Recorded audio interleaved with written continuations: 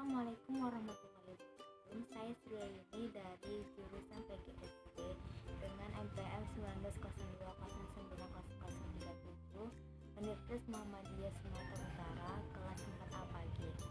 Di sini saya akan menjelaskan mengenai metode kepramukaan. Ayo semua ikutin saya dan dengarkan penjelasan saya mengenai metode kepramukaan. Metode kepramukaan. Metode kepramukaan adalah cara memberikan pendidikan watak kepada peserta didik melalui kegiatan kepramukaan yang menarik, menyenangkan, dan menantang, yang disesuaikan kondisi, situasi, dan kebutuhan peserta didik. Setiap unsur dalam metode kepramukaan memiliki fungsi pendidikan spesifik yang secara bersama-sama dan keseluruhan saling memperkuat dan menunjang tercapainya tujuan kepramukaan. 8 macam metode kepramukaan. 1. Pengamalan kode kepramukaan. 2. Belajar sambil melakukan. 3. Kegiatan berkelompok, bekerjasama, dan berkompetisi. 4. Kegiatan yang menarik dan menantang. 5. Kegiatan di alam terbuka. 6. Kehadiran orang dewasa yang memberikan bimbingan, dorongan, dan dukungan. 7. Penghargaan berupa tanda percakapan. 8. Satuan terpisah antara putra dan putri. Yang pertama, pengamalan kode kehormatan pramuka, yaitu Trihyatsya dan Dasa Dharma. Kode kehormatan pramuka diamalkan dalam bentuk ibadah menurut keyakinan agama dan kepercayaan masing-masing. 2. Menjalankan hidup sehat, rohani, dan jasmani. 3. Memiliki kesadaran berbangsa dan bernegara. 4. Melestarikan lingkungan beserta alam isinya.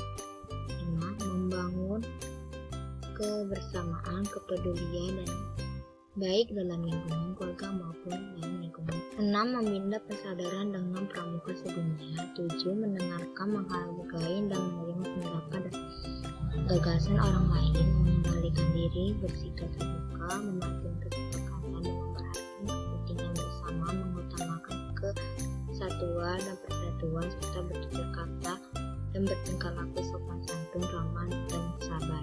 8. Memberikan pertolongan dan partisipasi dalam kegiatan batin maupun kegiatan sosial. 9. Menerima tugas dengan ikhlas. 10. Membiasakan hidup hemat, cermat, dan bersahaja agar mampu mengatasi tantangan yang dihadapi. 11. Mengendalikan diri dalam menghadapi tantangan kenyataan dan berani dan setia. 12. Menaati norma dan aturan. 13. Menepati janji, bertanggung jawab atas tindakan dan perbuatan. Dan 14. Memiliki daya pikir dan daya nalar yang baik pada saat kegiatan.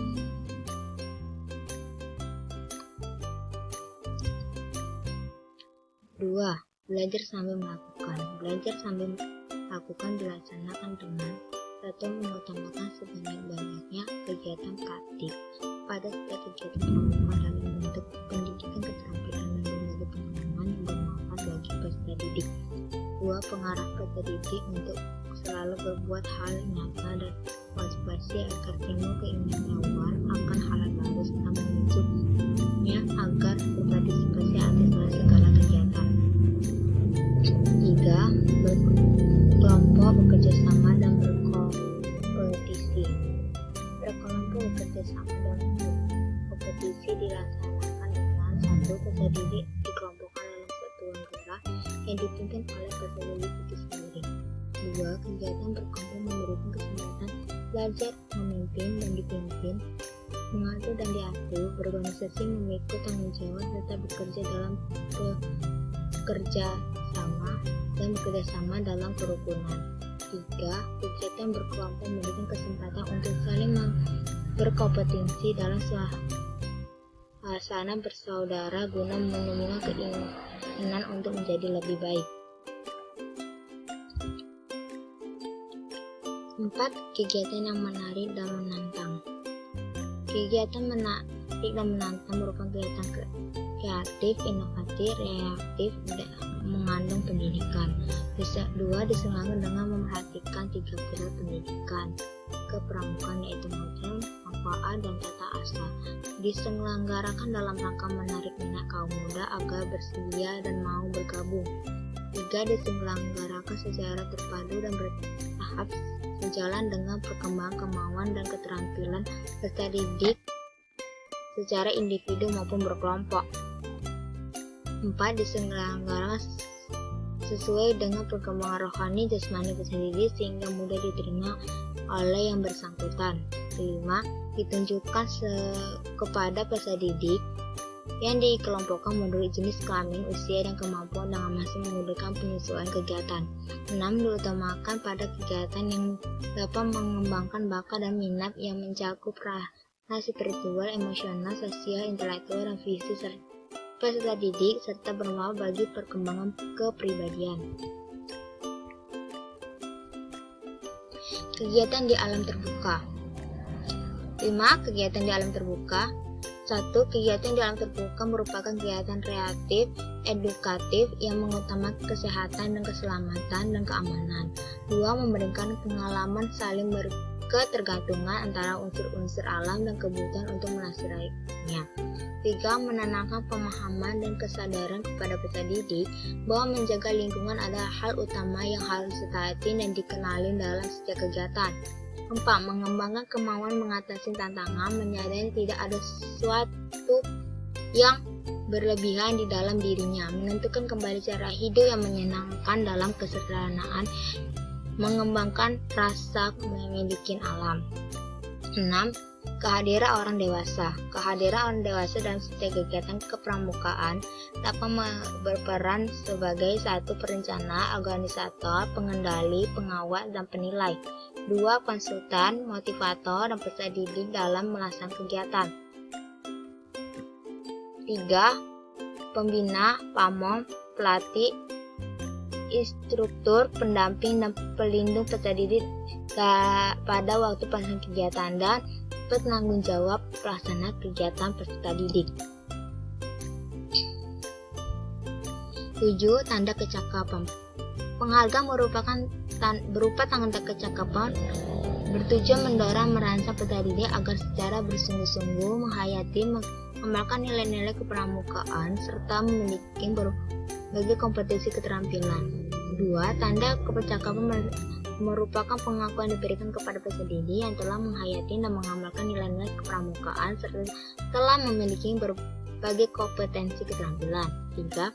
Setiap peserta didik wajib berupaya memiliki keterampilan yang berguna bagi kehidupan diri dan baktinya kepada masyarakat.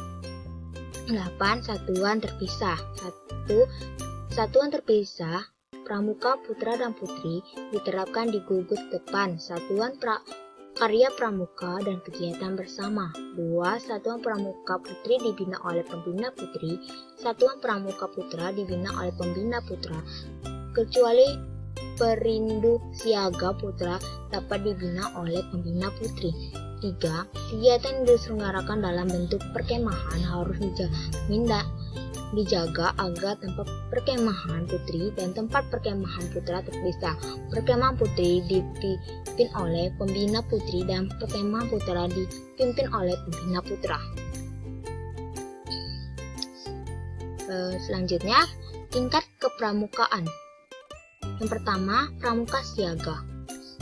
Para anggota yang menjadi tingkat siaga adalah anggota-anggota yang memiliki rentan usia 7 tahun sampai 10 tahun. 2. Pramuka pengalang. Tingkat pramuka selanjutnya adalah pramuka pengalang. Anggota tingkat penggalang berada pada rentang usia 11 hingga 15 tahun. 3. Pramuka penegak. Pramuka penegak merupakan tingkat yang berisi anggota ekstrakurikuler ini dalam rentang usia dari 16 sampai 19 tahun. Setelah penegakan ini ambil